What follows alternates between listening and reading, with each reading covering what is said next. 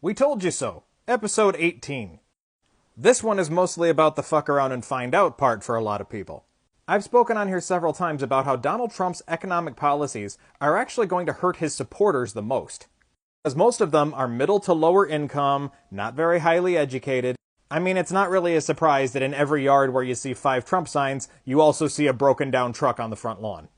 But when Trump's tariffs and his deportations kick in, and unemployment and inflation start skyrocketing, they're going to have the hardest time.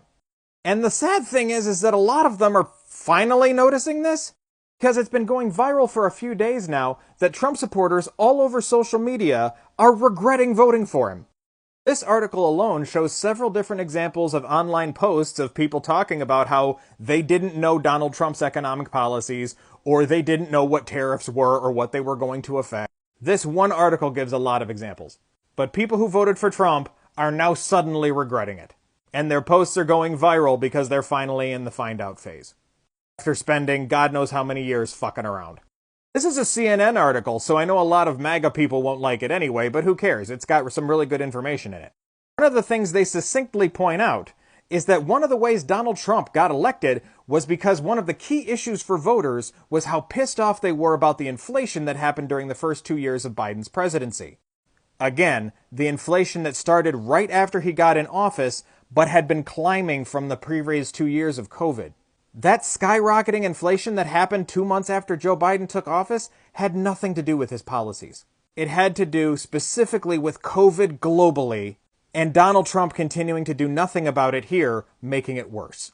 But once again, this worked out for Republicans because they just took something horrible that a Republican president did by ruining the economy and managed to get people to blame it on the Democrat who followed him. And now that Biden recovered us from that potential COVID recession and brought our economy back to a nice booming state, Trump's just gonna fucking tank it again. That's what economists everywhere are saying. Donald Trump ran on inflation and being pissed about Joe Biden's administration for it. And he's not even in office yet. And the market is tanking, people are raising their prices, people are getting laid off, and inflation is already going to start going up. All because of the stupid economic policies of this idiot. I mean, all the Trumpers had to do was spend 5 minutes and look up what tariffs and deportations would do. Every single place that you look, whether it's Forbes, whether it's The Economist, they will tell you tariffs raise prices on goods for the actual consumers, and the deportations will not only cause food shortages, but will also skyrocket unemployment. Will also add to inflation because of shortages. And the sad thing is, he's looking to other dictators around the world to emulate, even though they've tanked their own economies. Javier Milei in Argentina, for example. Elon Musk and Donald Trump have been talking to people like Javier Milei, wanting to emulate the governments of all these authoritarian countries, who make themselves rich in the upper echelons while making the people incredibly poor. This guy that they want to emulate, after he gained power, his economic policies skyrocketed their inflation to 200%. And this is apparently the type of government that the MAGA look forward to. The guy they believe is chosen by God, yet he can't even keep a casino afloat. And lastly, the hilarious find out phase happening for Trump and Republicans in the House. Because Donald Trump keeps nominating people for his cabinet from the House of Representatives. Those people like Matt Gaetz have now resigned from Congress, just like Elise Stefanik, so now they're taking away the possible lead that the Republicans have in the House.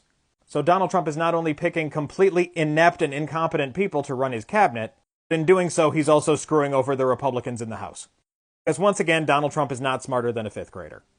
This is where we look to the moderate GOP in the House and hope that they can stall some of Donald Trump's more extremist agenda. This has once again been an episode of We Told You So.